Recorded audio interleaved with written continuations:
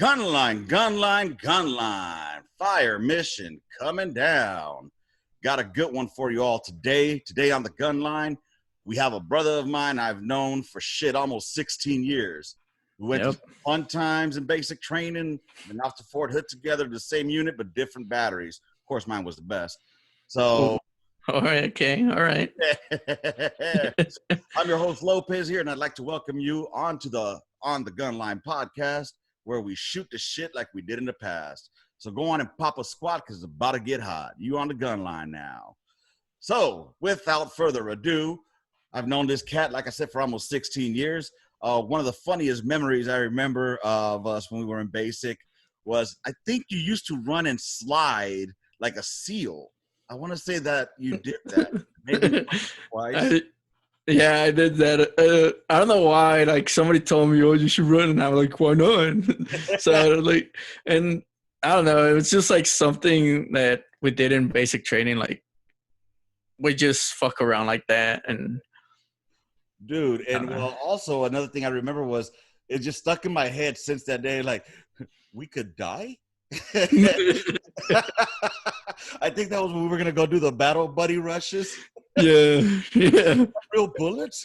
We can get shot. We can die. Well, when they said, like, I remember like recruiter saying like something about like not being in danger in basic training or something, and then the recruiter, the drill sergeant's like, "Hey, it's gonna be live bullets. If you get up, you're gonna die." So I was like, "What?" I was like, "What? We're gonna die?" What? That's what it was, just like that. Well, anyways, for those who don't know, I have my old buddy here, Rodriguez. First name I think is Jorge. Jorge Rodriguez. Right, got Jorge Rodriguez here. I like to pronounce it the right, proper Mexican way. And, that's right. He hails from the great state of California, but from the shitty area of Central California. The shitty area. Hey, man, it's the most This is like the Bible Belt of California, so it's like very conservative area. So, I mean, it's still California, so you know. Do you get a lot of fucking like? Well, are there white people in Central Cali that are not owners of farms? Yeah. You get your mix of like everything. You get your landowners. You get your the white trash white people out here. Everything. Cool beans, man. So hey, for people that don't know you, why don't you give us a little about yourself, man? Let's shoot the shit. So, all right. So, I was right after high school, So first of all, I like my family came to the States when I was 10 years old. Okay. So like I live here in the Fresno area for, ever since. I'm 33 now. So after high school, I joined what? You're 33?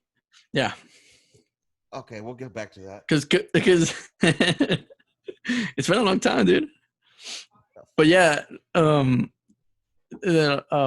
high school, I joined the army and ended up in what was it like?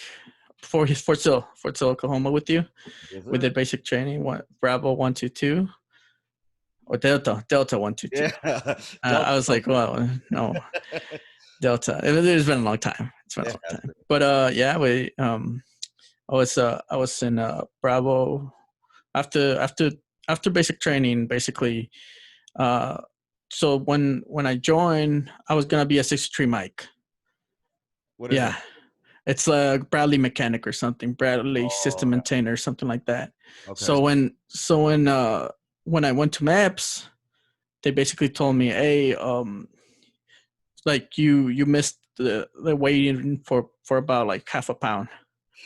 Literally half a pound. Like the doctor there was like super strict, and I was like, all right, whatever. I didn't know what the hell was going on. I don't know what that was. Yeah. So I came back and I waited the exact same, because it was like a month. I had to wait like a month. So I waited the exact same like wait. I had the same exact, the tape and everything, exact same, except that it was like Thanksgiving weekend. So that doctor wasn't there. He had gone. So the only ones that were there were like a Navy doctor and an Air Force nurse or something like that. And the Navy doctor was there when he taped me last time. And then he was kind of like looking at the doctor like, dude, it's half a pound. Like, you could go shit that out. Yeah. So when I came back, he was like, all right, you're good, man. So he like signed everything over, and then I waited like second, and then it was like half a pound over, but he just put the right amount. Right. Like, and I was like, oh, okay. So then I shipped out and landed it. Remember Thanksgiving weekend? It We were was. there. Yeah. It was my And, birthday, dude. The first day in I Fort know, Sill. right? Yeah, that's right. And So it was crazy why did they switch you though from the Bradley mechanic? You because said okay, yeah. So the way I got renoed at MEPS. So when I came back, they were like, "Yeah, we can't offer you the same job. So you got to pick 13 Bravo." And I was like, "Fuck!" Or no, you got to pick between. I would take what was it? Cav Scout, 11 Bravo, and 13 Bravo. So basically, just combat arms. right. Right.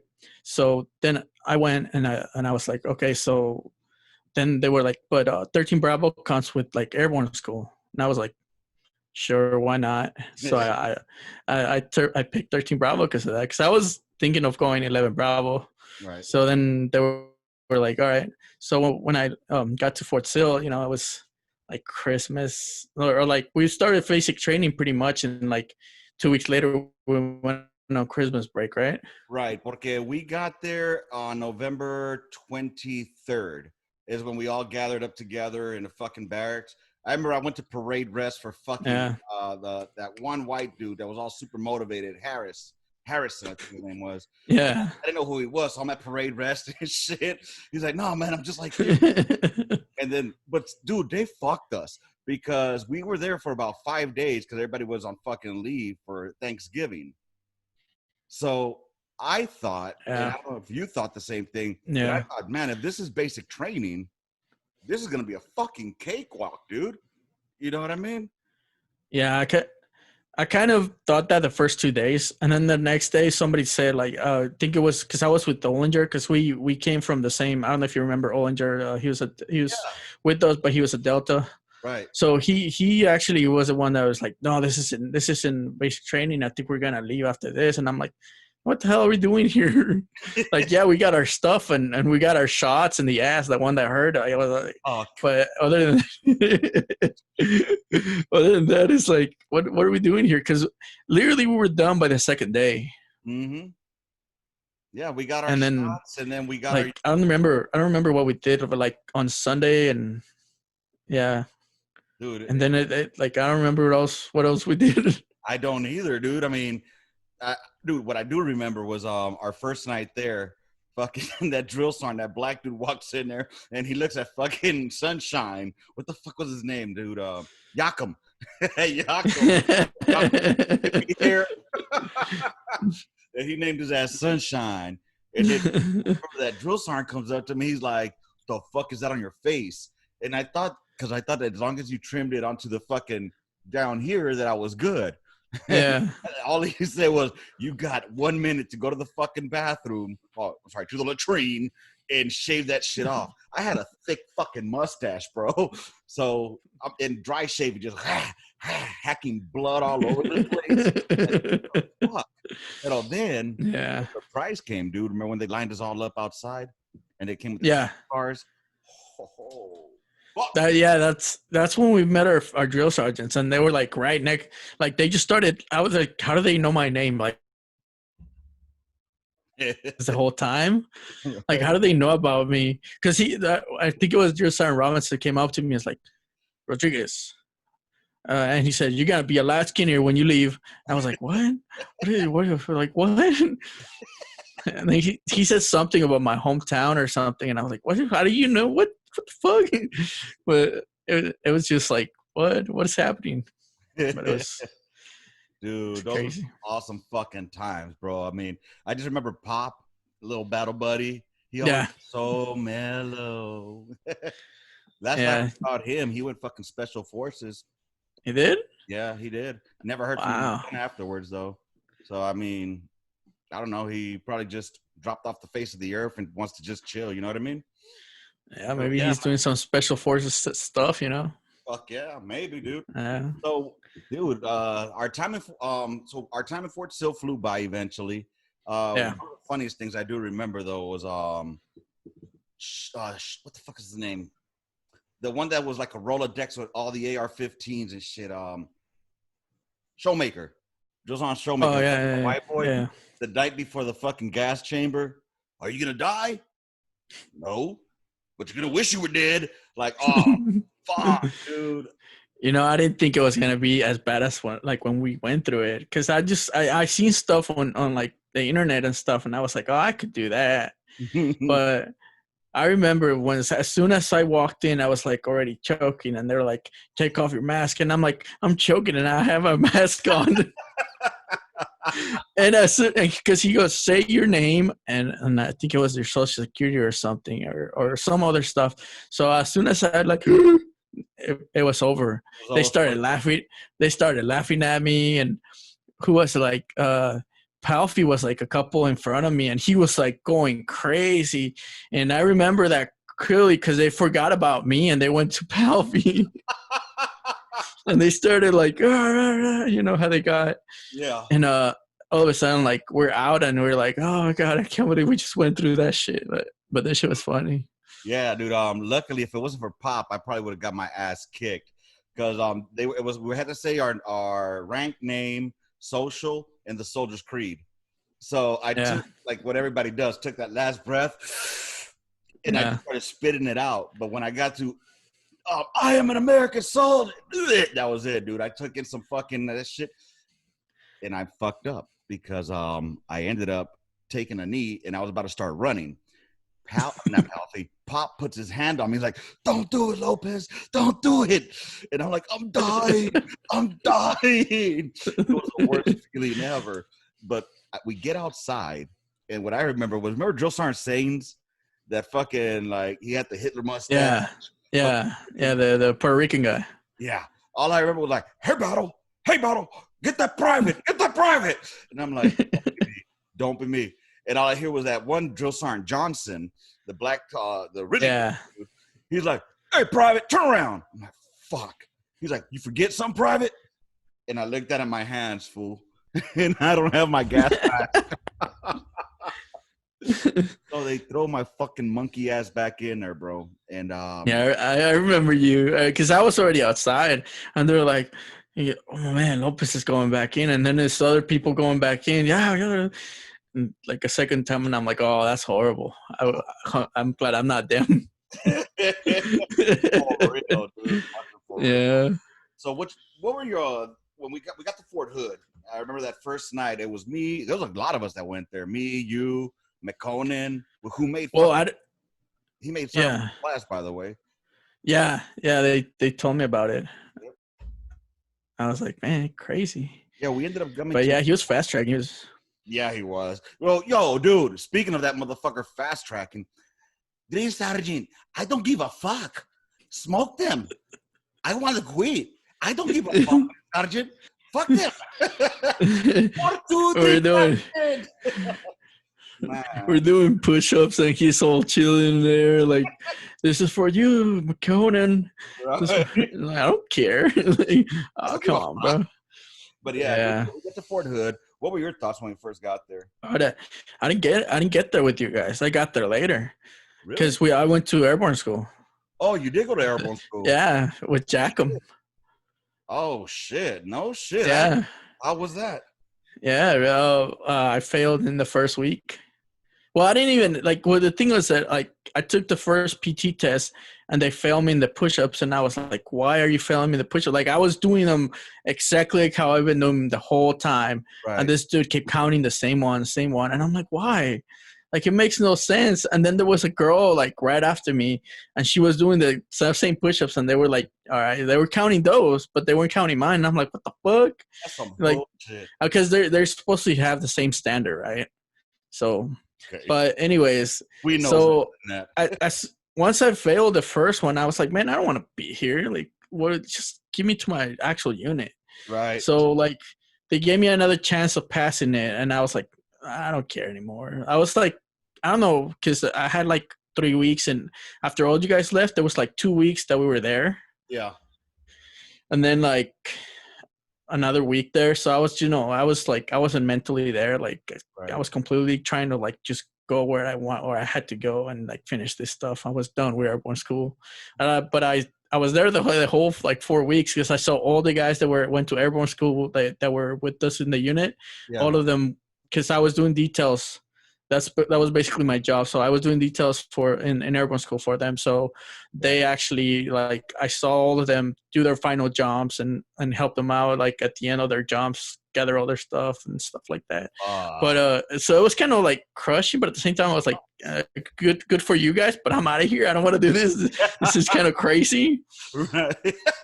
I mean, it is what it is, you know, like there was so many things that I could have done differently, but I'm like, you know what, it is what it is. Like, it happens for a reason, you know. I was young. I was, you know, like 18 years old. I didn't really know any better. So I was like, you know what, I'm going to where it's got, like, life is taking me. So, right. You know, so like once we left Fort Benning, because we were at Fort Benning, Jacob and I basically left at the same time. Mm-hmm. And we ended up in because we were supposed to go to like 316. Right. Okay. When we got to Hood, but somehow they changed our orders when we got there. Mm-hmm. And because I guess because the battery was like brand new. Right. 277. Yeah. Was like brand new. So, and they needed soldiers. So they started rerouting soldiers from other batteries to there. So they sent us both to the same place, to him to Alpha, me to Bravo. Right. No shit. Then we got a taste of what the real fucking army was. Yeah. Fuck, dude. That was. Go ahead, man. Go ahead. Literally, you guys. I think you guys were in your first field problem, and I got there like halfway through, and they were like, "All right, get your stuff because you're going out there with them." And I'm like, I haven't even slept in my bed yet. Like, I haven't even unpacked my stuff. Like, what do you want? So they were like, you know what? There's like 3 days left. We're just gonna keep them here with the rear of the guys, and like, he's gonna do stuff over here. Mm-hmm. So so I was like, thank God, because I honestly I wasn't ready to go to the field. I was like, what the hell, you know, like everything, all that shit was happening so fast, dude. So fast. All right. Well, yeah, I mean, we're fucking getting ready to deploy. I remember fucking when we graduated, fucking Bauer, he was like, how many of y'all going to Fort Hood? We raise our hands. And like, oh, let me rephrase. How many of you guys going to Iraq via Fort Hood? You got to yeah. Soon. That motherfucker wasn't kidding. Shit. Yeah, I was not tracking that. Like, when he said it, I was like, I'm not going to Fort Hood. You know, because I was supposed to go to like South Carolina or North Carolina, one of the, yeah, somewhere over there. But like when I got there, one of the first guys I met in the unit was Haggard. I don't know if you remember. He was a really cool dude from Bravo Battery. So he started telling me about all the pranks they pull on the new guys. So I was like, all right, cool. Like, I know not to get, you know, screwed over with the blinker fluid and the exhaust check, you know, and the room test. So I was like, cool, you know, and I ended up being in his unit, in his section. Yeah. So he was kind of like, damn it, I was hoping you were going to a different section. But that was pretty cool. Yeah. Yeah.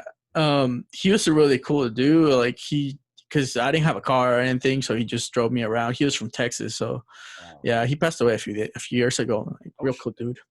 Yeah, he had like back surgery, and he had problems with the back surgery or something like that. Complications and shit. Yeah. But like, a lot of people knew him at the battery, because since he was the only one with a truck that from all the privates that lived in the barracks, he would give us rice places. He was real cool like that. Hell yeah, man. That's awesome. It's fucking sad, man. I mean, when you sit back and think of how many fools that we know are no longer here, man, it kind of gets a little fucking shocking, you know?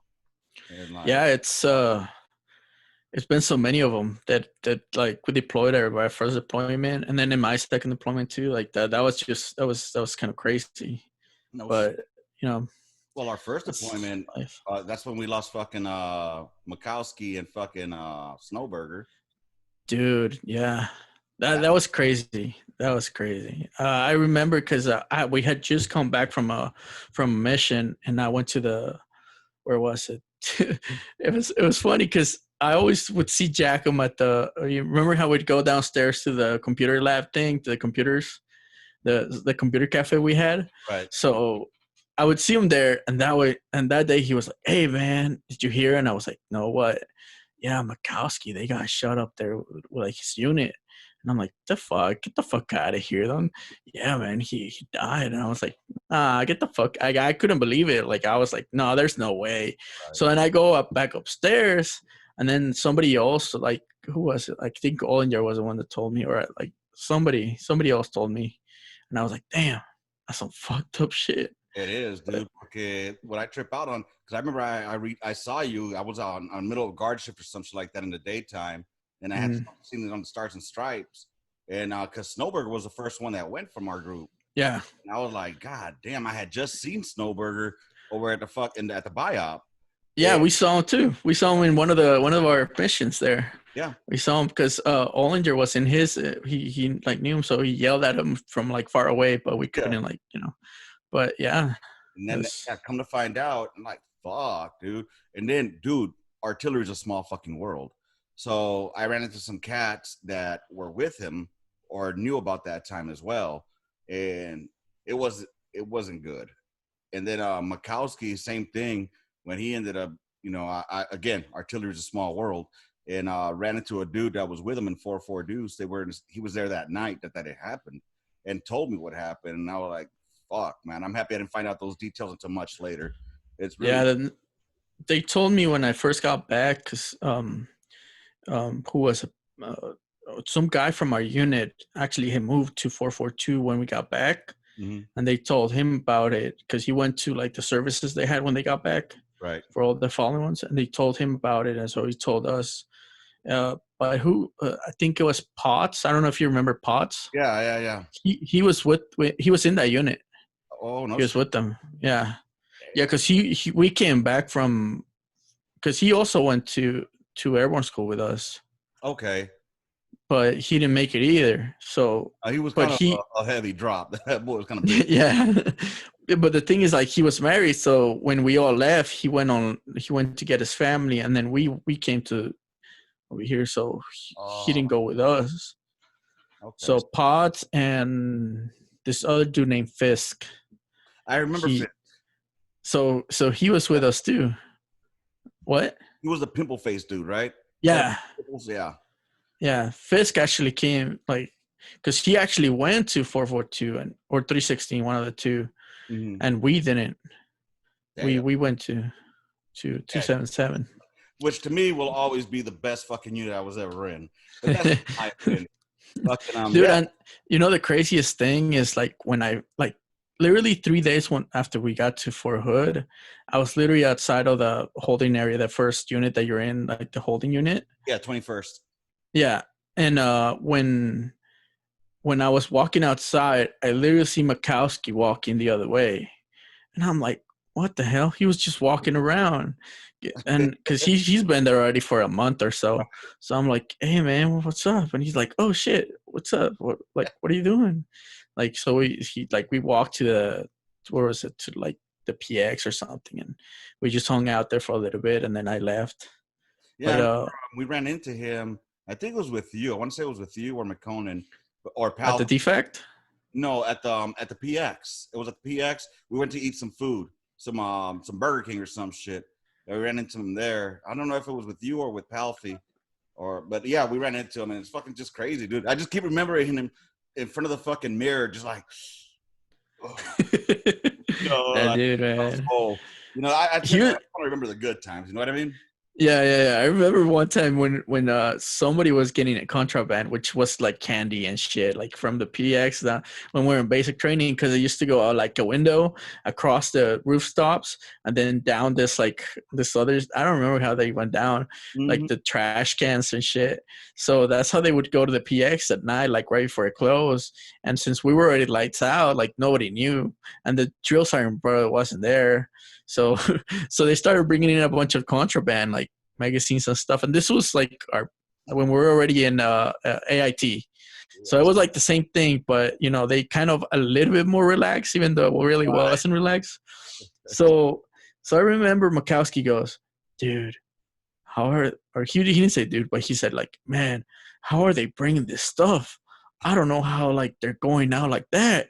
That is crazy. And I'm like, all right, well, yeah. I mean, he was a pretty cool dude, but he was kind of innocent that way, and he didn't really get it. Yeah, I don't want to say he he was was a cool dude. simple, but he was like No. really trusting, you know, Yeah, like yeah, really by the book type guy. But yeah. dude, crazy shit, man. But yeah, so we had our first deployment, and that was a deployment. You know, we did Baghdad. Yeah. How, what do you remember first getting to Baghdad? It was at night, and like literally, like one of the first things I had like all my bags with me, right? And we were going to Union 3, and then when we got there, we were supposed to go out and like clear our weapons, right? Right. So I'm stepping off the freaking the truck, and I misstep, and I just like go straight forward. Wow. Oh shit. But I was wearing my vest. And I land on the hood of the car of the Humvee behind us. Yeah. But nothing happens to me because I land on my vest, Right. and it's just like woo.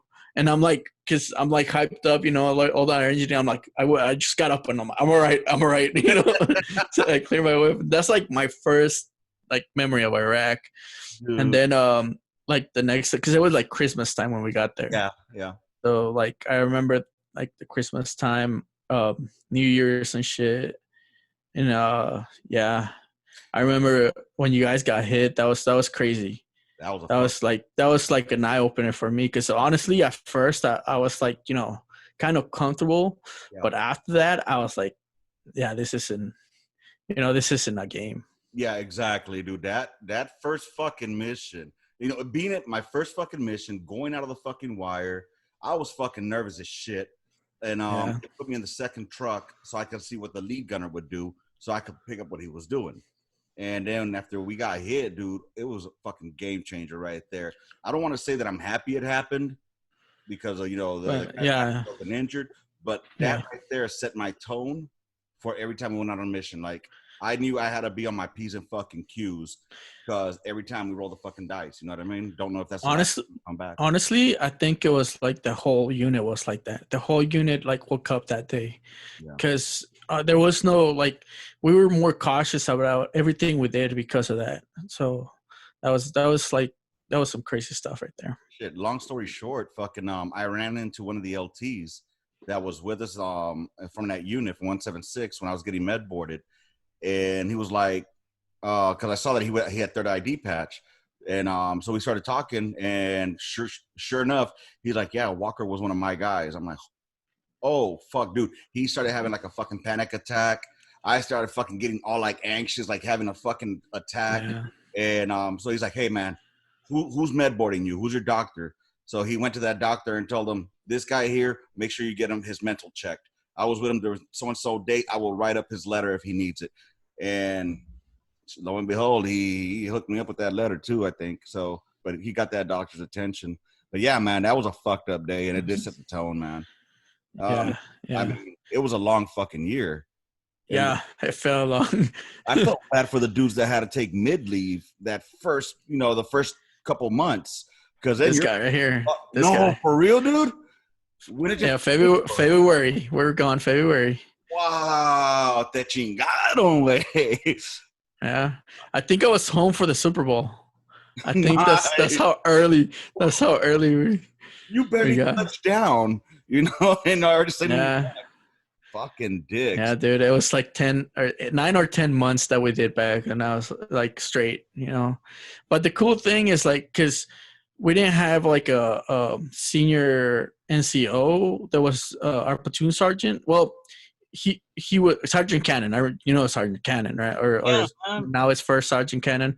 So he was yeah, he's retired now. So he was our platoon sergeant, but he had barely, you know, got his like E6.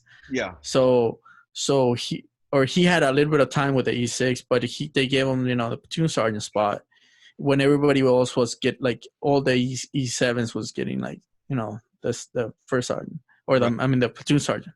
Right. And so I guess since he was the lowest ranking, everybody was like, "Nah, I'll take leave this time, this time, this time." And then when they asked him, he was like, "Well, I guess this is the only time we could take leave." But Wow. yeah, we did like halfway through our deployment, we got a pretty cool like 30 day assignment. With the SF? Yeah.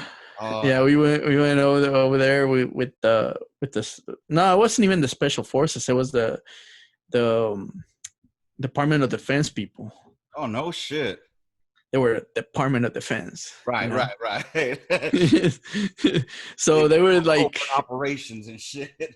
yeah, they were like bringing in people from outside, and you know, and they were all working, and they had a pretty nice defect. Then it wasn't even a defect; it was like a lunch, like a cafeteria kind of type, and they had a pool, and it, you know, all that shit. So we did guard for 30 days for them, and it was kind of cool. Like, you know, we got off the road for that time, so. I mean, we're still in Iraq, and it was the middle of the summer, but Hey, you take what you can get, dude. You know what I'm saying? Yeah. Shit. Whenever we had like a mission canceled, I ain't gonna lie, I was happy as fuck. Be like, oh, looks like we're going to fucking PX run. Oh, we're going to the embassy swimming pool to get some good food. Shit. Dude. Yeah. Crazy, man. I remember my first experience when we landed in Baghdad. First of all, you ever heard that song "Comfortably Numb" by Pink Floyd? Yeah. Okay. Yeah. That song started playing in my fucking head immediately as we got out the C-130. So we're coming out the C-130, and it's crazy because as we're coming out, here's these guys going right across us, going into that C-130. And I'm like, yeah, fuck. You know, it looks like something out of the movies or the news. And I sat down, and I was like, I'm fucking here, dude. This is fucking it. We're here, you know? And then we get up in the fucking chopper and the fucking Chinook. We take off, and sure as shit, those flares go off. So I'm thinking we're getting attacked here now. I'm like, God damn, I just fucking got here, dude. You know? And but no, it was just the flares. I didn't know any better. You know what I mean? But we land in the LZ right there next to the PX, right? And going to Union 3 in the IZ. Dude, you know what happened to us when those flares went out? What's that? One of those flares went inside of the other, like it got sucked up into one of the turbines. Get the fuck out of here! We had to go back. Like they did something to it, and then we could went back up like 15 minutes later. Fuck, dude, I would have taken those as bad signs, bro. Like this would be a good year. Dude, like somebody started saying like we're getting shot, and everybody's like, no, we're not. There's always some exaggerating motherfucker, dude. Oh man, yeah.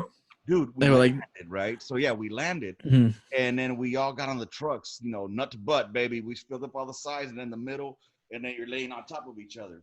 So, so we take off, we start rolling, and I'm looking around, and there's just nothing but buildings all over us, bro. So I'm like, why are we no canopy? Why are we so exposed? You know, we can get fucking blasted here. I'm paranoid on the ride, dude. I didn't know where the fuck we were at. All I know, I'm in Baghdad. So I'm just waiting for a bullet to hit my fucking head from snipers. Because before we deployed, they kept telling us, oh, there's a lot of snipers out there. Oh, there's gonna man. But the coolest thing that I saw though was the next day when I had to come out to go take a shit because we had a shit outside. And and I remember coming out and looking to the right and just seeing the cross-sabers. And I was like, orale, that's fucking badass right there, you know? But yeah, dude. Yeah. I remember we would try to get up to the roof to watch it, and like somebody in the fifth floor or the fourth or fifth floor were like, hey, you can't be in here. Like, damn it. And there was so much fucking retardedness over there. Like, you know, walking around at the low ready with a J plug in your fucking chamber. Okay, so if an attack goes down right now, I'm gonna tell them, hey, hold on, man. I gotta take my J plug out and slap it in. And like, really, dude? I'm walking at the low ready with the J plug. That makes. Dude, I broke like 10 of them. Whenever my thing would just go, quack. Oh fuck! Now I have to pull it back out. Oh shit! God damn, man.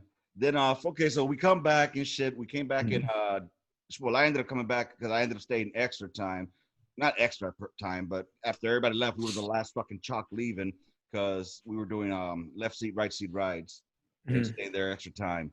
So we got replaced, and I ended up going to Korea about a couple of months afterwards. I know. I remember, like, I seen you when we got back, and then I didn't see you anymore, and I was like, "What the hell happened?" Because you re-up like when we were over there, right? Right.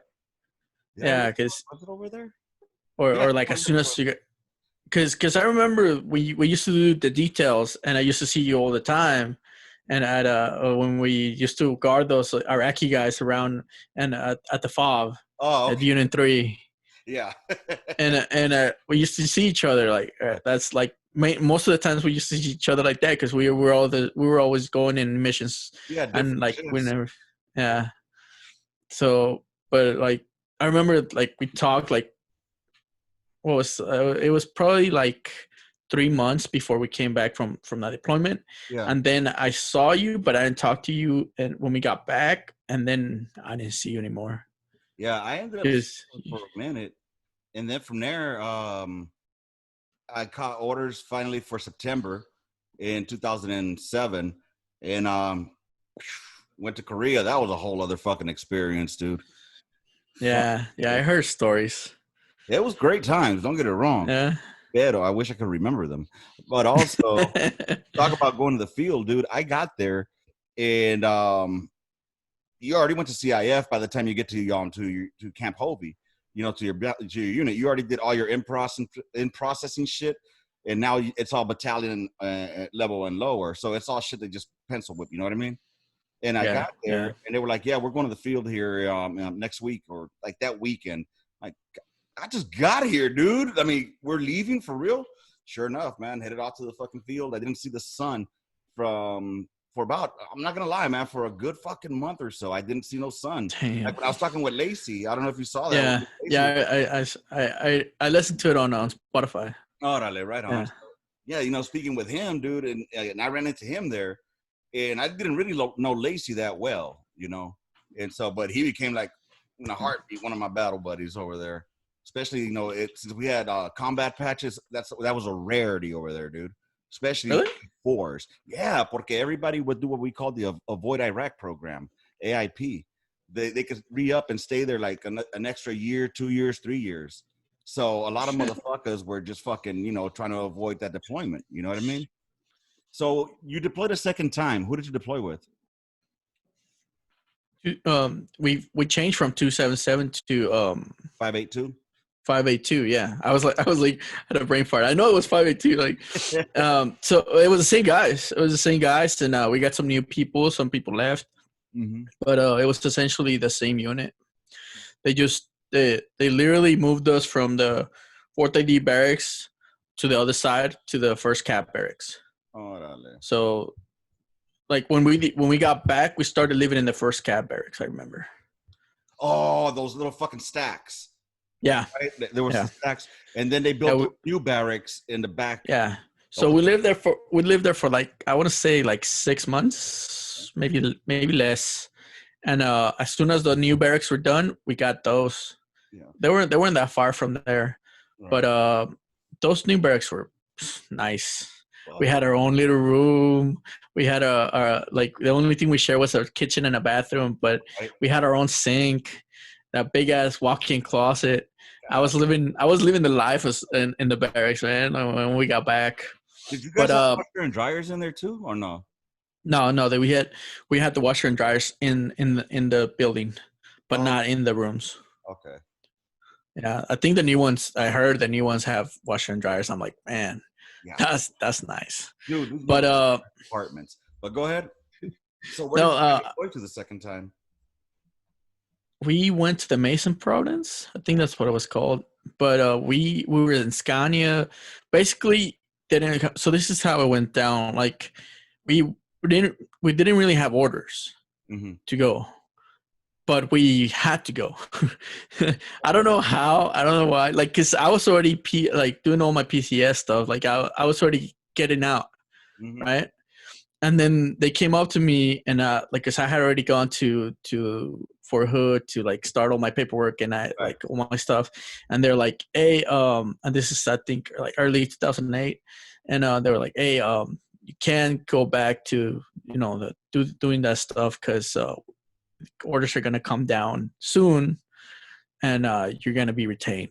And I'm like, but like am I really gonna be like, are you serious? Like, and so then like orders to deploy were there, so I couldn't leave. So I was retained. I was basically stop loss. Yeah, I was gonna say, did they pay Yeah. you extra money for it? Yeah, I got they paid me while I was deployed, and then so when I got back, there was like this whole new thing they were doing, and then I applied for it, and then they gave me some more money from that. Fuck it. I went to Mexico. I went to Mexico with that money. It's a good trip, man. Fucking hey, that's what's up. Hey, it was well But learned. yeah. Well, I didn't like. I was totally demoralized that whole like rest of the year. I was like, man, I don't want to be here no more. Like, cause like I knew like the army wasn't really for me. Okay. Like I loved it. I loved my time there, and I love my job. But I knew like I wasn't gonna go beyond like specialist. Like that Right. was, I was a good soldier. I wasn't bad. Like I wasn't getting in trouble. I was Right. always on time. I always had my shit together. But physically, just it wasn't for me. It just, So when time came, I was like, you know what? I'm just gonna go out and try to see what happens outside of the army. But when that started happening, I was like, all right, well, I guess I'm gonna go back to Iraq, I guess. And so they didn't have like a space for us when we deployed. Okay. We ended up starting in CSC Scania, which is like that's down south, no? Down south, yeah. And we were there for a month and a half, maybe a little bit more. Then we ended up starting our own base in the middle of nowhere. And granted, like this was only Bravo battery. Órale. Alpha, HHB, and everybody else had gone up north somewhere. I think Mosul or somewhere. Yeah, Kirkuk, Like, I think it was. I heard. Yeah, I think that's what it was. And they left us back here, and we're like the redheaded stepchild of the unit. We actually got attached to a cavalry unit. It was Cav Scouts. No shit. Gary Owen, something like that. I can't remember. The seventh Cav. Yeah, something like that. Well, we just started doing patrols with them and stuff like that. They actually were pretty cool to me, and they gave me a hot gun, so I wasn't really going out anymore. Okay. My chief and my section, we all got a hot gun, so we were there. Did you get? We fired some rounds out there. Nice. See, so you got to do your fucking job out in country. Yeah, there was actually one time where we shot some Excaliburs. Okay. And it was like the first time the Excaliburs were shot out in Iraq. No shit. I think that's what it was. I don't know, but they were doing a whole dog and pony show of like blowing up stuff. Yeah. Shit. So like real tick missions, like troops in contact that y'all had, or calibration and dog and pony. Yeah. We had a few like night raids, like where we shoot the looms.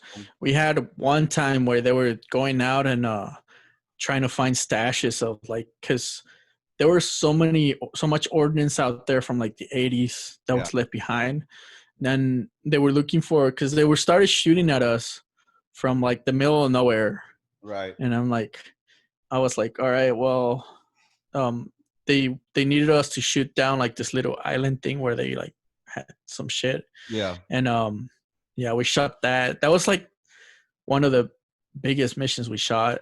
And then the rest were just like, show of force kind of stuff. Oh, yeah. Shoot at night and stuff like that. Right on. Dude, that's what's up. So you ended up doing your time, you got out. How did you find any difficulties in the transition? Yeah, man. It was, E4, 23 years old, no real leadership like training, except for, just being in there. I couldn't really find a job anywhere. Okay. So I ended up starting painting houses with my brothers, just going out and painting houses. And then I found like a job driving a tractor. So I started driving a tractor. That was pretty cool. I liked the job, but you know, it was like minimum, like a little bit more than minimum wage, and it was like 12 hours sometimes, you know, and back then so minimum was it's like what, like maybe $7 an hour? here in Cali, it was like 9. Oh, never mind. Yeah, here in Cali, it was all right, you know, but it's Cali, so It it's is a Cali. higher cost of living, like everything else. So it was basically the same as like living there, you know, making minimum wage or whatever. But like one of the coolest things is like we would work long hours, so like we would get that extra pay. Oh, So that was like the cool part about it, like, you know. But yeah, I did that for a while, and then so I was thinking about going back to school, but I was never able to like pull the trigger on it until one time I was getting off my tractor, like just, you know, and I slipped and I fell, and like I hit my hand on the side of the engine because the engine had like parts that were uncovered. Yeah. So like that shit, I was like, because I always wear gloves. My gloves were all fucked up. So I was there and I was like embarrassed that I fell off the fucking thing, but there was nobody around. And I was like, dude, like I could have died here and nobody would have known.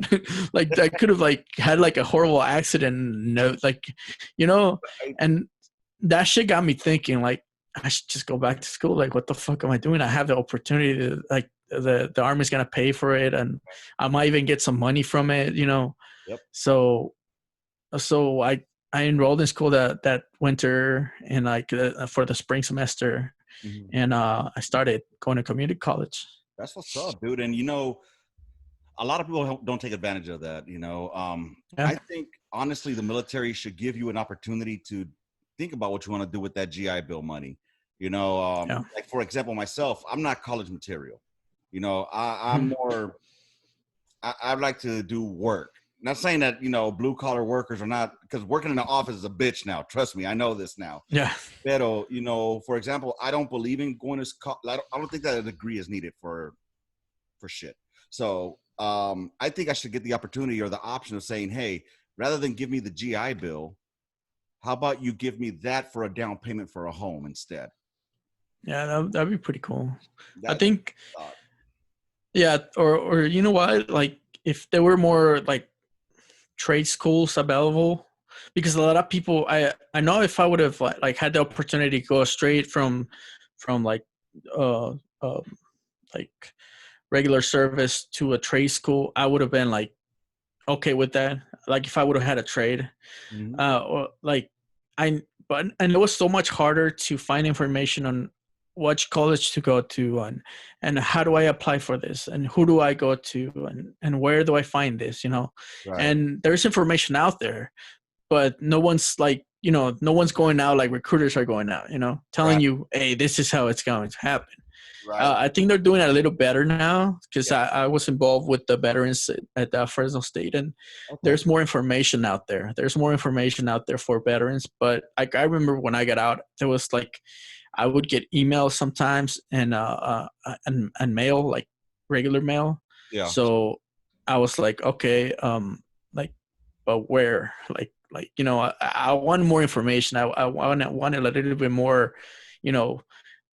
It's like more they're dangling encouragement. a carrot in front of your face, and but like I couldn't reach it. Like so finally when I went into college, you know, I was like super focused. In my first semester I got like a 4.0, all A's. And I was like, whoa, I could do this. Like I was so surprised because like in high school I was a C average student.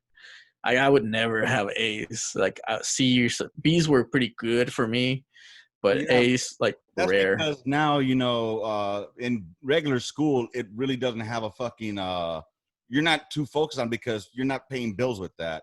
You know, you're not paying money for that, and this is coming out of your fucking shit that you earned. And if you waste it, that's it, brother. And if you fail, you gotta pay the money if you fail.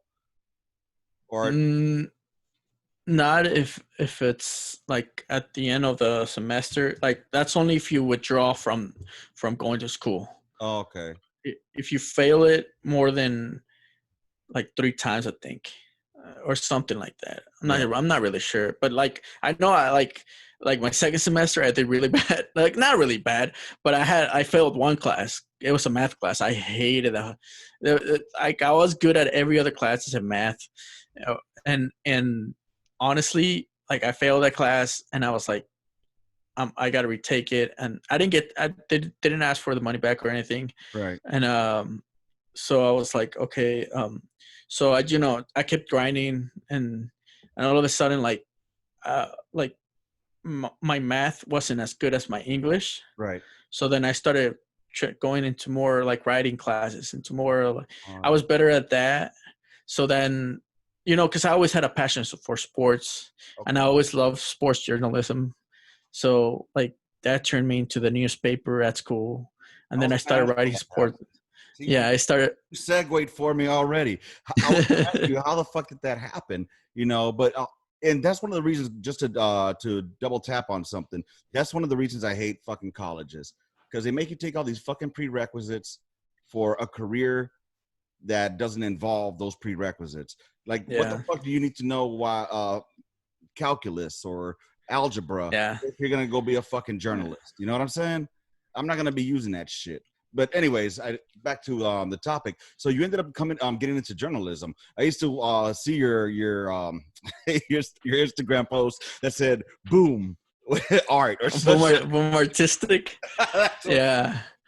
Yeah, so I took a couple of photojournalism classes, and I started like learning more of how photograph and stuff. So like when I started seeing like, just random things, oh, that looks cool. So I took a picture of it, and then I would like change the filter or change the contrast on it and make it look cooler. And then I would like, boom, artistic. At first it started like a joke, and then I actually started like getting better at taking pictures, and I was like, damn, like this shit's working or what? Right. But it was mainly a joke, like just like a meme that I would do. Right. Like, boom, artistic. But dude, it all worked itself out. I mean, so yeah. Was it the writing and the English classes that got you into journalism then? Yeah. Well, I was a communications major when I first started, and I kind of wanted to like write, because I knew that I was better at writing than at anything else. Okay. But like my passion for sports and like trying to like go to games, write about the games, and do all that stuff, interview those players. Yeah. So when I started at a community college, Fresno Community College, I started writing for the sports there. Then the next semester I became the sports editor. Oh shit. And I was in charge of like the whole sports section. So I started going to a lot more games and started doing a lot. I started doing games that I didn't even know that were like, a thing, like squash, and like, what was the other one? There were some weird games like that I cover for the newspaper, and I was like, squash? Yeah. Is that is that a predominantly Caucasian American game? No, it was no. You know what it was? It wasn't squash. It was Batman. Orale, the Chinos play that game too. Yes. That was predominantly Asian one. Oh my bad, Asian Americans. They're all Chinos to me. Dude, yeah. But, dude, I don't get why they. And for those who don't know what badminton is, it's kind of like tennis and fucking volleyball or some shit mixed together. I don't know. It's really fast paced. You got to be a real athlete to do that. For real. But yeah, like that was my first introduction to like games that not just football or basketball or baseball. But it showed you that there's other sports out there. Mm-hmm. Have you started playing golf yet? No, no. I played golf like when I got out, like with my brother. But then the golf course that we used to go to got shut down, so I have like probably like 8 years that I haven't played. But I was really getting into it. It's fun, right? Yeah. Dude, it's because it's the most stressful fucking game that you'll never win, but it's just fun because it's kind of a way to zone out, just forget about everything, the ball, and the greens. And it's just awesome, dude. But yeah, man. Yeah. So what kind of sports do you like covering? If there's like a predominant sport that you like to cover or write on? Football, man. Football. It's Who's your team? and let me tell you why I love football. It's so grandeur. It's so big, especially college football. Because when I was doing community college football, like, you know, teams were, you know, decent and you get a crowd and, you know, but when you hit university, like NCAA football, that's insane. I got to go to the USC game, USC Fresno State, and I got to go to the Coliseum. Oh, and shit.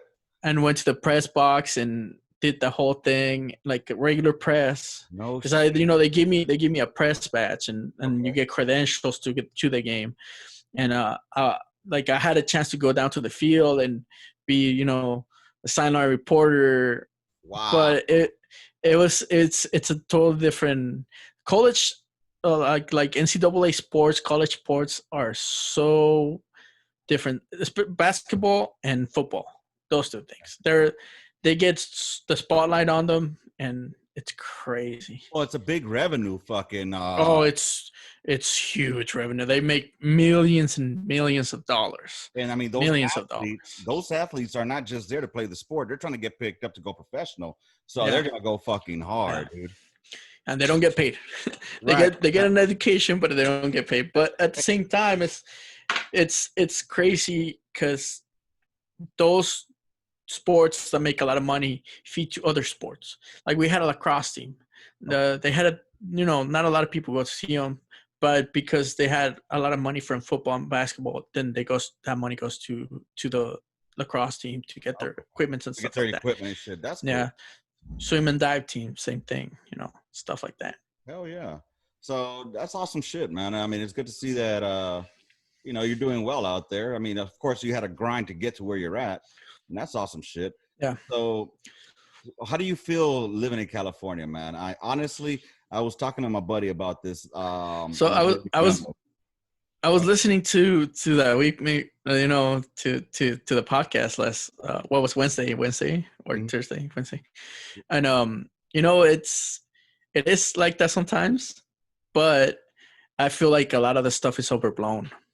Like yeah, there is regulations that kind of step over, like, you know, things, but not, because you guys were talking about like how people are like leaving California for better stuff, but there's plenty of jobs here that people are doing, and, you know, population keeps growing, and people live happy here. Like I feel like if you're not in California at the time, you don't really get to see all that's happening, because they paint California as this super blue state when the big cities are, and other places like here, the Central Valley is not, like up north it's not.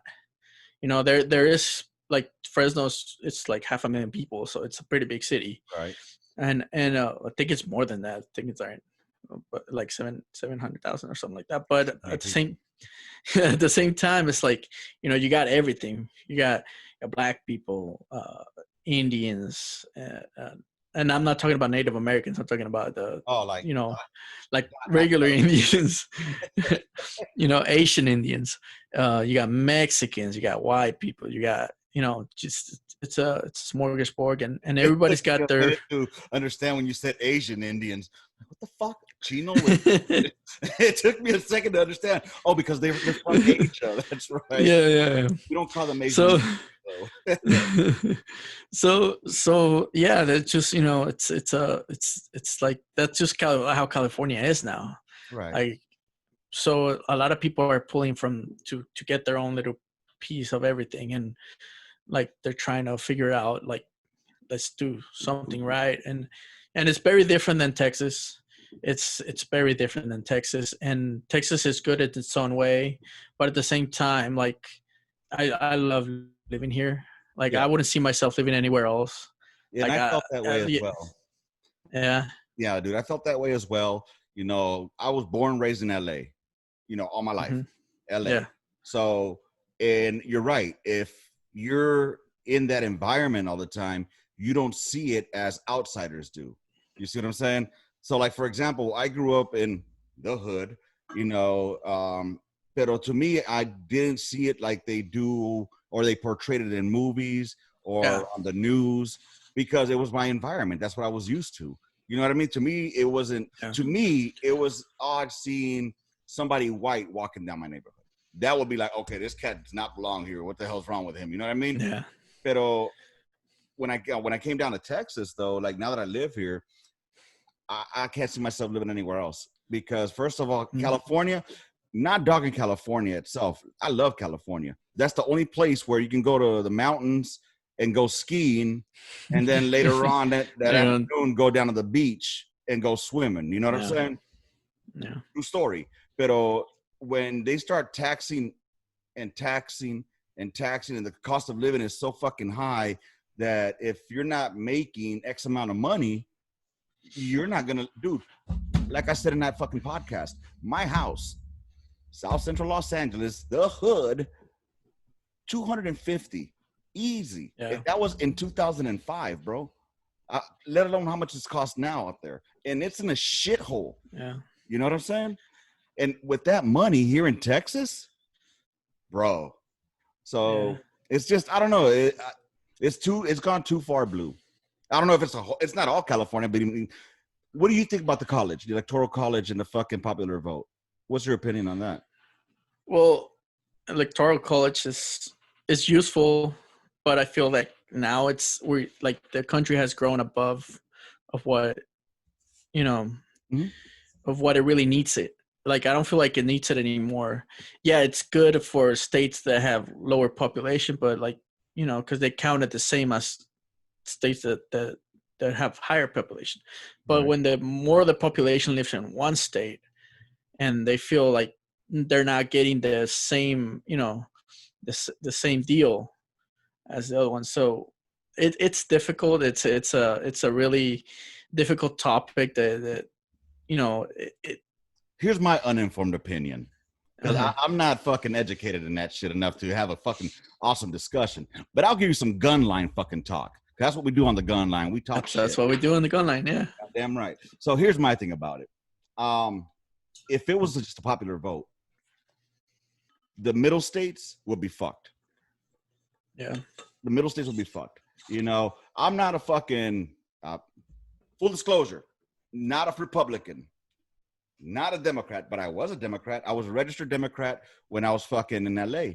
Porque esto lo que nos decían, you live here in Los Angeles, you're going to be a Democrat. You're a Democrat. They would send us flyers to tell us who to vote for because I didn't follow politics. I wanted to go vote.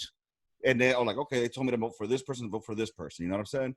But as I got older and I started noticing my taxes getting taken out, finding out who this FICA bitch was. Yeah. Yeah, dude. I mean, why can't everybody just be down the fucking middle? You know what I mean? That'd be good. That'd be nice. It's like a dream, dude. to have that. Dude, Tulsi fucking Gabbard. That was my choice.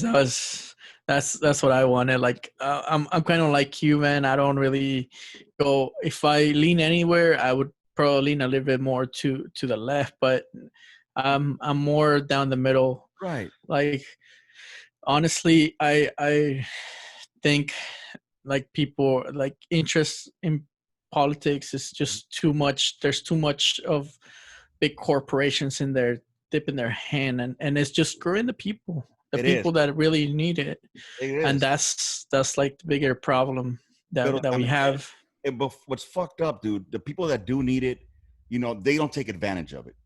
My parents did the welfare thing for about maybe a couple of months because they were both having no jobs. And my mom said after that experience, she would never do it again because she had to line all the kids up, had to go in front of the social worker.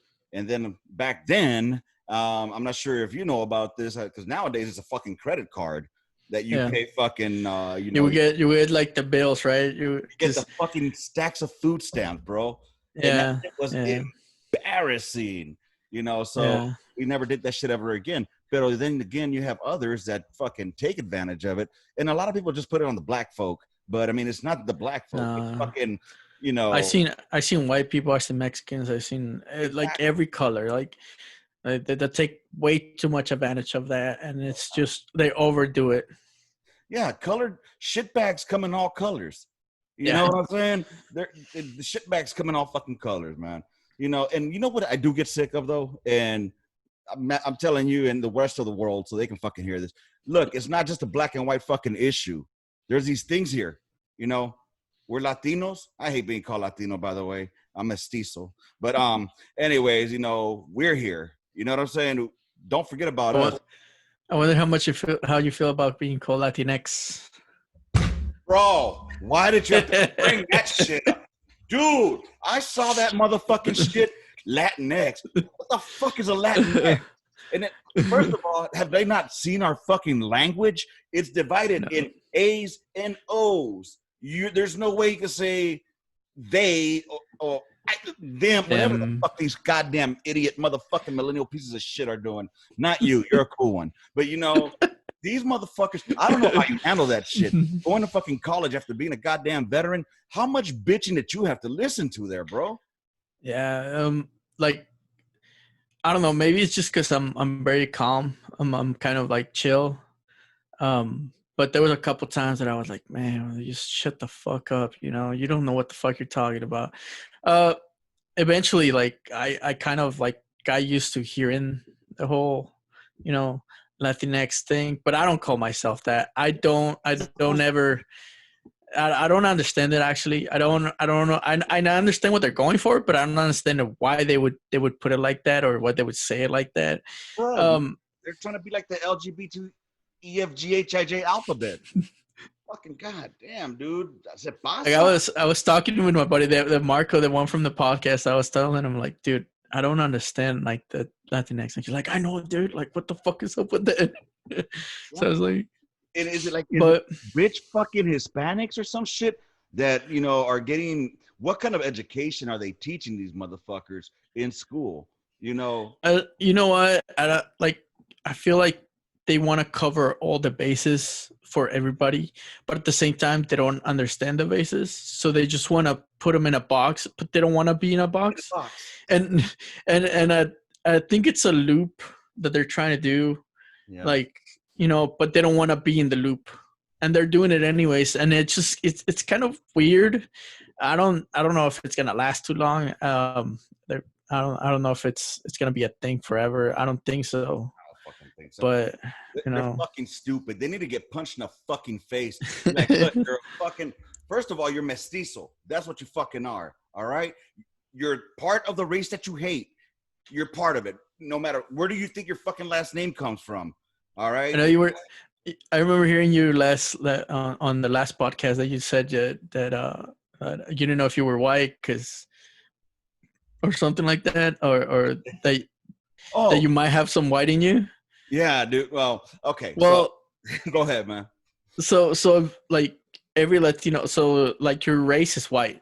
Like right. We're white. So like, because Latinos actually come from Europe, so our ancestors are kind of white, and yes, we do have some Native American like Aztec blood in us too. So that makes us mestizos, yes. Which is in reality like our race is white because there's no like there.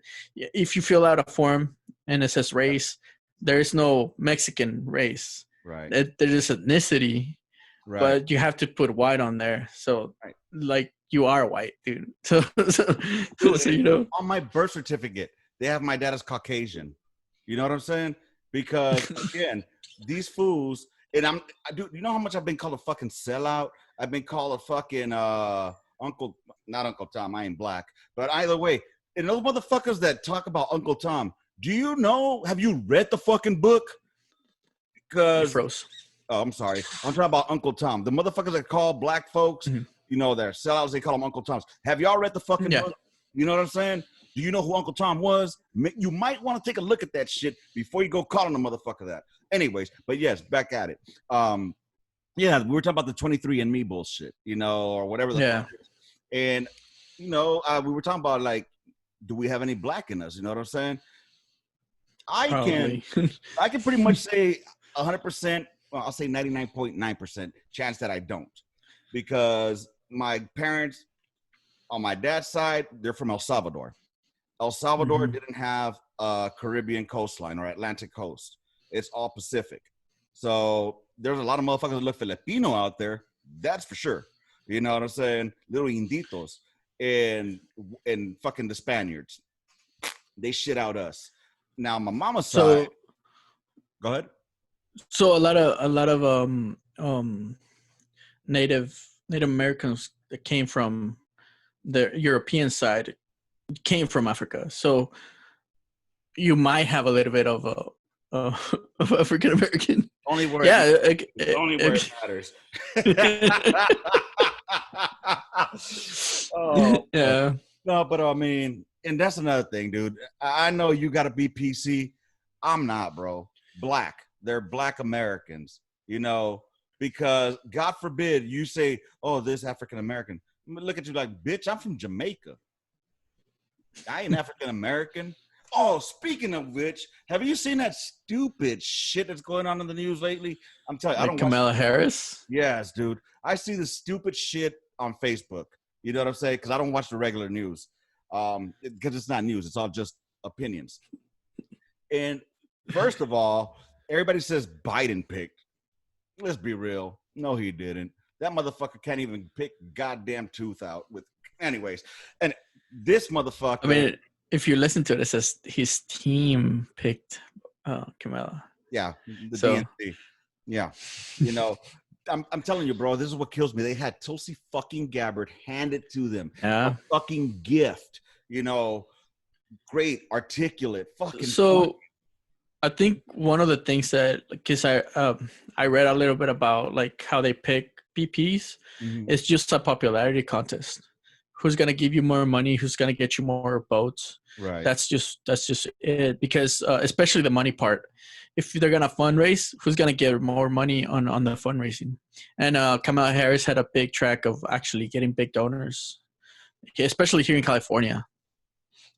But I don't know. Again, I'm not too politically savvy. I just don't like that cunt. And then like, you know, when fucking Tulsi took her by the knees, bro, that shit had me bumped up. Oh, like that's my bitch. And sure enough, if they really wanted him to win, that would have been the opportunity. That was their opportunity right there. You know, and honestly, in my opinion, my uninformed opinion, I think it's a little bit. It's just, I think it's a little bit too early to tell. Right now, like I feel that Biden has an edge, just because of how this whole pandemic has made Trump look, and that's like the only edge that Biden has. But other than that, it's gonna go down to the wire, and it's gonna be a really close fight. Dude, it's 2020 is gonna have a fucking twist at the end. It's like we're in a fucking M. Night Shyamalan movie. Yeah, dude, I'm telling you, what's gonna end up happening. I can guarantee you what's gonna happen right now. There was this theory going around. There was this theory going around that Biden's eventually like gonna have he's gonna step down because of health issues, and dude, I was thinking that like probably 6 months ago. I was just like, yeah, this is probably gonna run, and whoever's gonna be VP is gonna stay like for the thing. And I was like, and when I heard that theory going around this couple weeks ago, like a week ago or so, I was like, whoa, what the hell? Like they're thinking just like I am and shit, you know? A Rick and Morty fucking episode. I know, right? But yeah, man. Dude, it's fucking crazy, man. I trip out on all this bullshit that's happening, and honestly, and the whole reason that I started talking about the whole migration over here was because I hear a lot of people that are coming from Cali, and you know, like I was telling Kowalczyk, Texas has wide open arms. Come on down. However, leave the shit back over there, because if you're gonna bring that shit over here, all you're gonna do is turn this place to shit. See, I feel like the people that are leaving Cali are the ones that want to be in Texas, that want the Texas life. That's who are leaving Cali, because the people that are, you know, happy here, that are making money here, especially a lot of money, because there's a lot of people making a lot of money around here, man, and there's just industry. There's a reason why poverty too, isn't there? In a way, it's unbalanced. It definitely is, but I mean, minimum wage here is already at like $12.50. You know, So if you're having a minimum wage job, you're doing all right. I mean, rent here is also like $1,000 for a room or something like that. Right. So you're essentially balancing out, So how do you feel about, you went to school, you paid all this money, well, you earned your fucking education. Not like all the fucking crybaby bitches. So just so I tell you, I ran out of GI Bill for my, because I since I failed some class, I had to retake like my last semester. Oh, so I used the state's what is it called, financial aid. Okay. Yeah. But so the state paid for my list. You earned it. You fucking earned it. You fucking went to the fucking wars twice. You did more than 1%, right? 1% of us do that shit. So they can suck a fat dick. What have they done? And anyway, I don't care about fucking people using financial aid if it's needed. Where I'm upset about is where these motherfuckers will jack the price up in college education because now they got a guaranteed fucking payment from the government. You know what I'm saying? Yeah. So, Beto, here's my thing though. How do you feel that you went to school, you got your education, you put the work in, and let's say you start off, because nobody's going to hire you like that, making fucking 20, 30 bucks an hour. You know what I'm saying? You got to earn that money, right? But so you bumped and grind all that shit, and just to enter at a minimum wage job, and now a motherfucker that's mixing fries is making the same amount as you. That's if I have a degree, I'll probably get more money. So the thing here in California is that minimum wage jobs with degrees get more money. Like right now, like me going in, because I have a part-time, I'm part-time at the newspaper, right? Okay. So I'm getting a little bit more money than if I was minimum wage. Right. So it does feel bad, but at the same time, like in the long run, I'm gonna keep going up, right, with my degree, and it's a chance that I get promoted faster with my degree than if I don't. So that's you kind of got to look at it that way, because it does feel like it's unbalanced. Like this dude's making the same money as I am. Mm-hmm. Yeah, but I'm also working in an office. I'm also, I have AC on. This dude's in front of a grease thing, but he can't get your fucking order right. I know, right? He can't get minimum for minimum skills. Yeah. And then motherfuckers will be complaining like, well, I can't feed my kids. Well, don't fuck. Who told you to go have 10 fucking kids? Your pullout game is weak. It's weak. So don't force me to fucking have to pay extra shit for your ass who can't pull out. You see what I'm saying? And that's where a lot of shit, I'm down the middle, but there's some shit that I do lean right on. And a lot of it has to do with, me having to pay for other motherfuckers' shit. I hate that. I barely have myself, not alone somebody else. And I understand. You know what I mean? See, one of the problems there is that it's usually the middle class that gets to pay for most of it. For the lower class stuff, right? So if it was more balanced, the burden would be less on the middle class. Then and we'd be able to help the lower classes. Right. Kind of like how universal healthcare would work. Nobody wants to pay for other people's healthcare, right? I wouldn't want to put money in to help, like not to help, but to pay other people's bill. Okay. Right.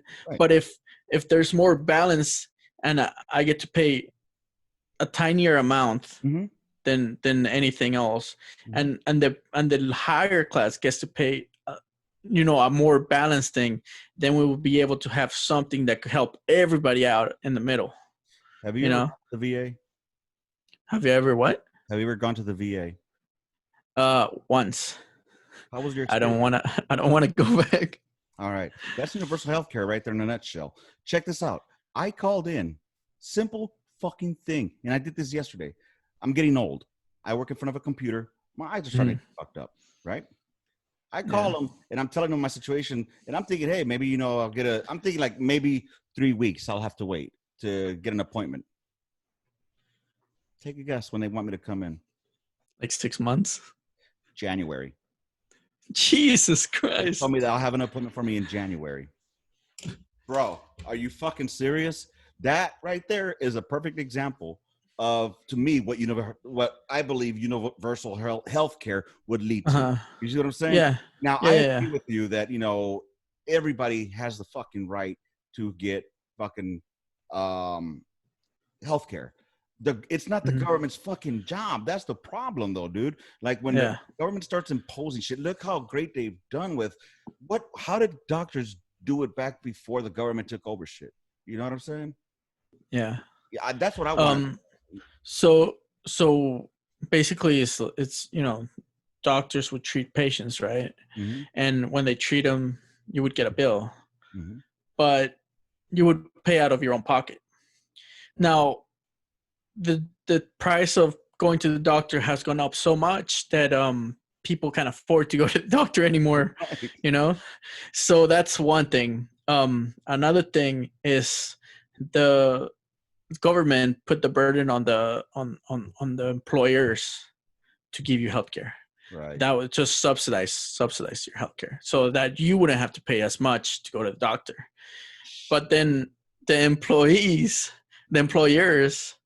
felt that they were getting, there's too much money to pay. Right. So then the government stepped in, and that's when you get, your universal health care kind of thing. Dude, sorry, go ahead, man. Finish your thought, bro. I mean, I'm just saying, like, there's got to be a balance that we got to find to help people that really need it. Yes. I know that, like, my parents got like really good help with when Obamacare came, but then I had to pay more, and it's kind of like the balance thing, like they're older, and they qualify for Obamacare, so like they got taken care of, but I had to pay, a little bit more, or pay for taxes and stuff like that. And I'm like, yeah, they're getting help, but I'm kind of getting screwed. But at the same time, it's good, but at the same time, it's bad. It's fucked up, dude. Like I see some of my coworkers, when I hear how much they still have to pay out of fucking pocket to go see a goddamn doctor, bro. And I'm like, what they pull out of their checks, to have health insurance. And I'm thinking to myself, like, fuck, thank God I was retired, bro. Porque, what I pay a year, these motherfuckers are paying a fucking month, bro. And it's disgusting. Now, granted, I mean, it's cheaper, but you get what you pay for. You know what I'm saying? Yeah. So, to me, like you said, there should be a balance there, but they'll never reach it. They'll never find it. Porque I don't know if you've noticed now, politics, people used to compromise. They would meet in the middle, meet me here. But now motherfuckers can't do that because all of a sudden, he bowed down to him, or it's looked at as a negative thing. Well, I think that we reach a point that we're too far to one side. Right. And if you want to be in the middle, you're looked at as you're on this side now. Mm-hmm. So nobody wants to be in the middle. So I think that's like the big problem in politics. And it's just corporations get their hands in there too, which makes it more difficult for politics to do the right thing, especially for the people that need it in the country, Oh, I need to have you on this fucking podcast a lot more, because you're educating the fuck out of me. You know what I'm saying? Honestly, like, I'm really enjoying this because I get to give my dish out, and then you give me a more overall more educated fucking opinion versus my uninformed opinion. Mm-hmm. So, the thing is, like there's a lot of information out there, but a lot of it gets bogged down. Yeah. Like, if you want to really know what's happening in the country, read the newspaper. That'll be your least biased opinionated place. Can you recommend any newspapers? I said local.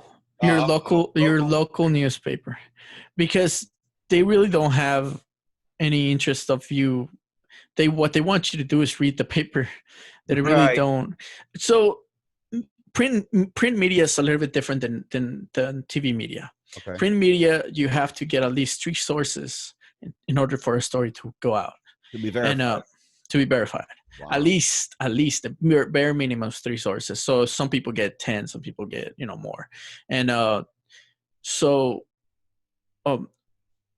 TV media doesn't. TV media gets one person and they're like, this is what's happening according to this person. So it's not really in depth. And it's good. It's good for people talking back and forth on each other and having opinions. Right. But those are opinions. Those aren't the facts. And the facts are, plain and simple in paper better than. I'm not saying that there isn't like facts in TV, because there is some facts on TV. You just got to look deeper. Well, yeah, because the facts that they'll use will be the ones that are fitting their narrative. They'll spin it, but they'll leave out the rest of the fucking commentary just to focus on that fact. I wish print media was not something that seems like it's on a downfall. I think it'll probably come back because, like you said, it's somewhere where you can get an unbiased view. I mean, not your Washington Post, not your LA Times, but local. So so local media has been hit the hardest out of it, all the print media, just because people aren't reading as much. But that doesn't mean it's going away. There's so like one person when I went to this conference told me that stories are always going to be there. Right. There's always got to be stories, and there's always got to be someone that tell the story. Now, how you tell the story, that's how the people are going to view you. So if you tell the story with more facts, less opinions, right, that's how people are going to get the story right. Right. In other words, you give the story without pushing an agenda behind it. You just give the story. You just put out the story that was told with the facts, not saying, but I think. You know what I'm saying? So newspapers like the New York Times, the Washington Post, and all those do that, but they get overblown by these news outlets that, especially the big CNN, Fox, and all of them, they grab those stories and make it super one-sided to fit their narrative. Okay. And the facts in the story get lost there.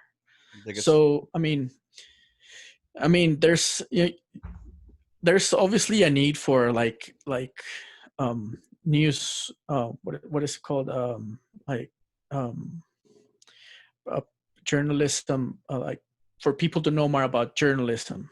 Okay. Because there's always facts that get lost when someone tells a story, and if you're good at looking at where those facts are, you'll find the actual story there. See, and I like that you said that. You got to go out there, do your research. Yeah, definitely. And like me telling you all this stuff will do nothing if you don't go out there and actually look for yourself. Right. Like there's so much fake news out there. It's fucking insane. And I go out there and I look and I go out there and I look at the pages, right? And I read the articles and I'm like, okay, but this is his opinion. This isn't this person, Right. So where are the facts? Where are the sources? Because honestly, if they don't name sources, basically that might as well be an opinion. Right. I mean, it might as well be an opinion. Everything's been overgeneralized anyway. I'm guilty of it. I overgeneralize a lot of shit. Like I'll say, oh, it's fucking millennials. But, I know a lot of millennials are fucking, old school. They grew up with parents that taught them the right fucking way and not to be little fucking mama boys, crybaby bitches.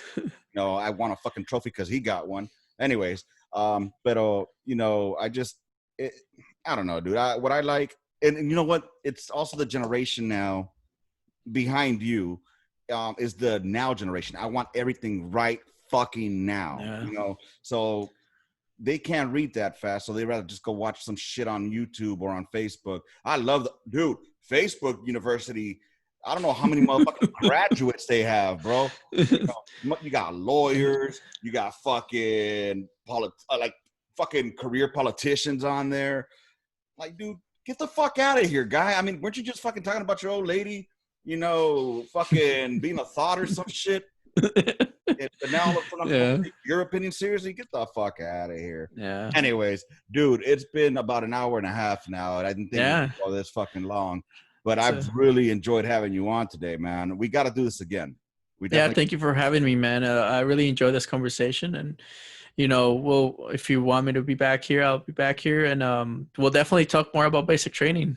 Other stories that I'll remember. Hell yeah, dude. Stuff like that.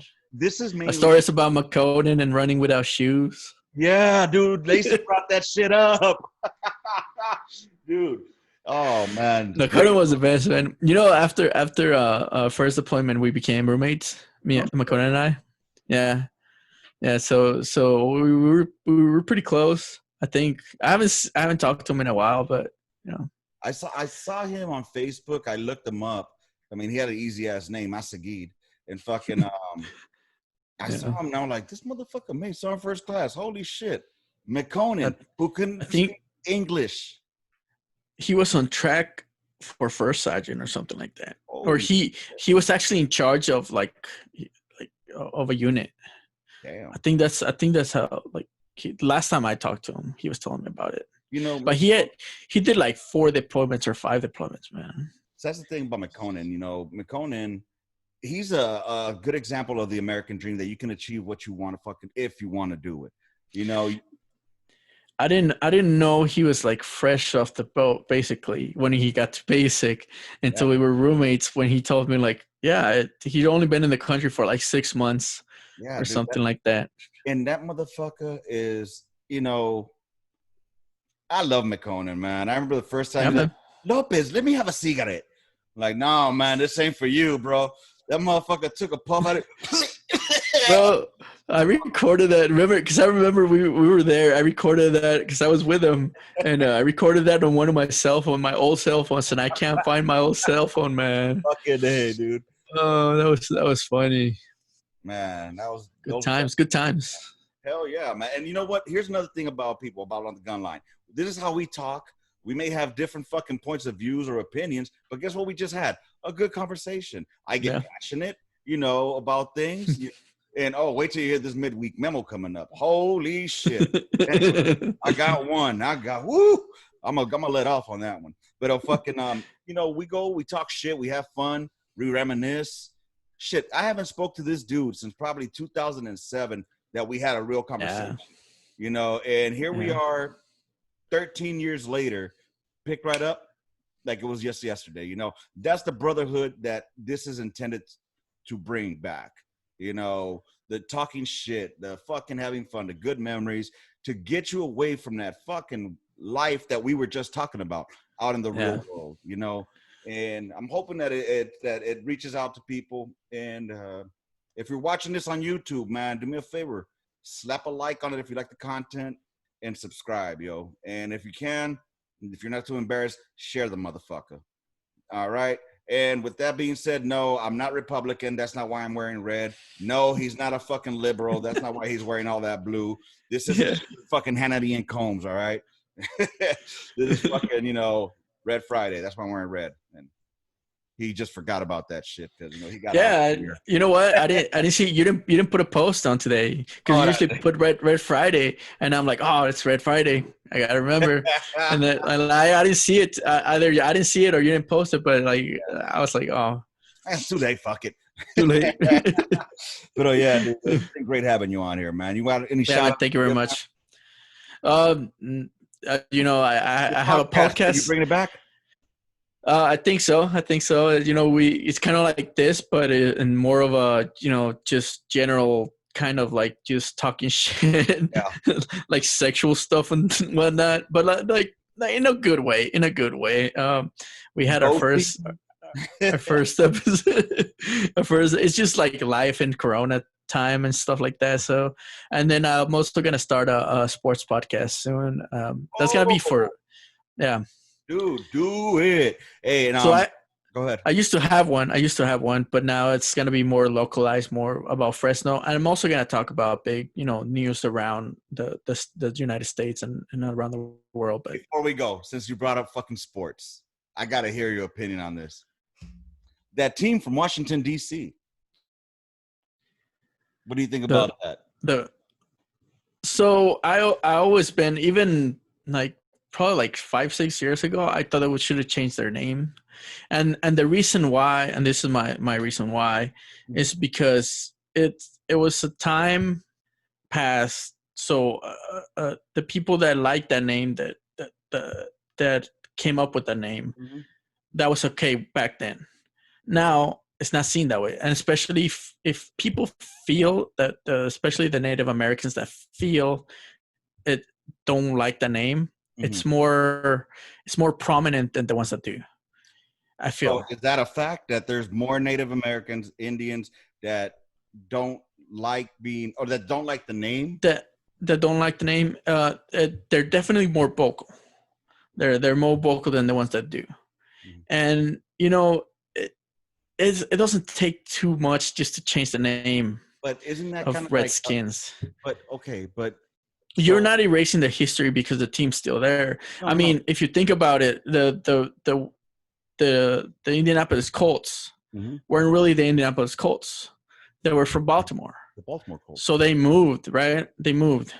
Right? So then the Ravens came into Baltimore and changed, but they're the history of football still in Baltimore.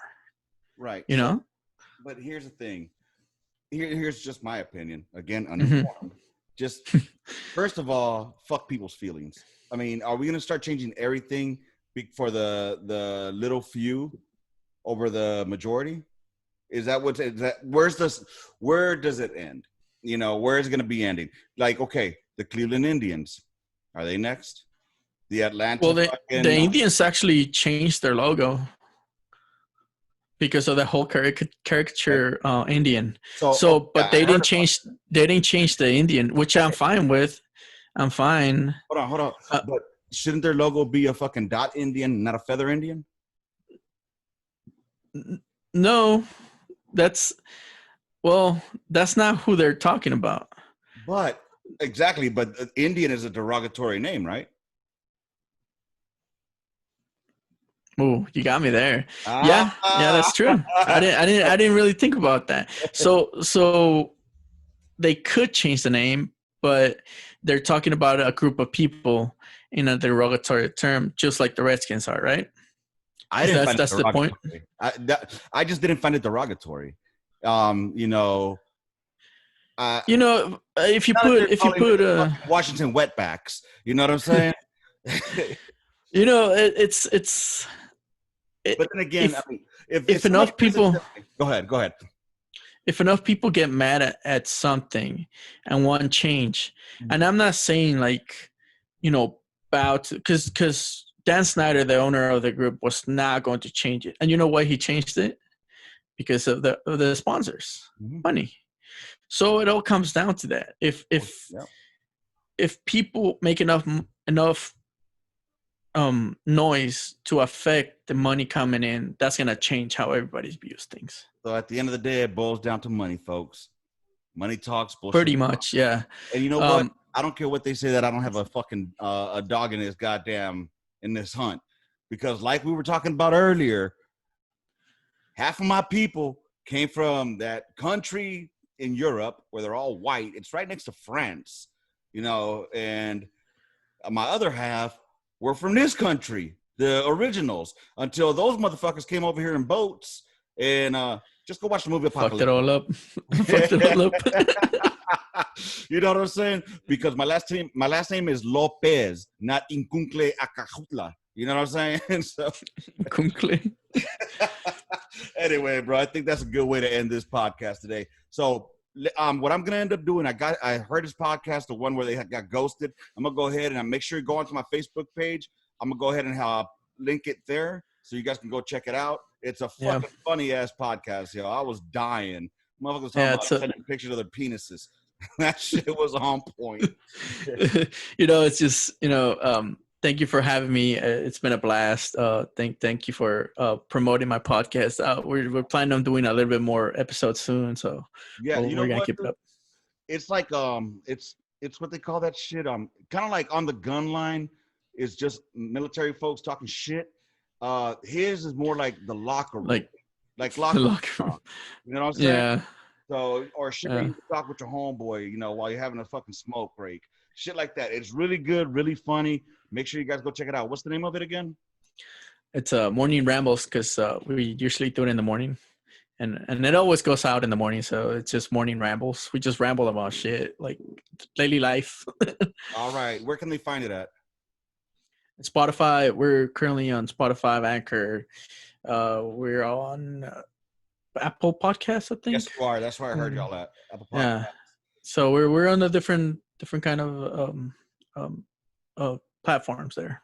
Mm-hmm. So make sure y'all go check it out, man. Morning Rambles with fucking Jorge Rodriguez and his homeboy.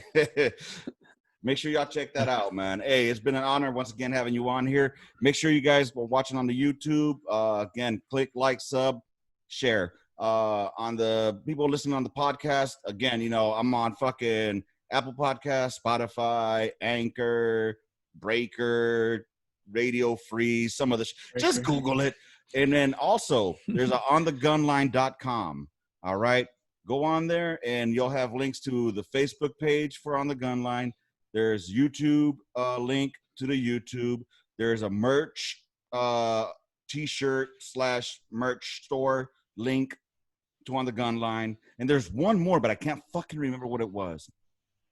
I think it's I don't fucking know. Anyways, with that being said, it's been a pleasure having y'all over here. Don't forget to watch us on the midweek memo. Kowalczyk and I are going to have some discussions about, I'll give you a quick taste of it, all right? Which ethnicity or race has the worst fucking music? That's one of the topics we're going to be discussing. And shit, what else did we that and just some other, I'm just going to give you that taste because I can't remember what the rest of it was. I'm trying to look it up right here. Let's see that. Oh, and dude, shit. Yeah, I think that's the only one we're going to be talking to. That one and my rant. My rant is going to be about Dependas. Be ready, bitches. All right, man. Y'all have a good day out there, Gunline. Love, peace, and hair grease. Gunline out. Bye, motherfuckers. I can't find the fucking button.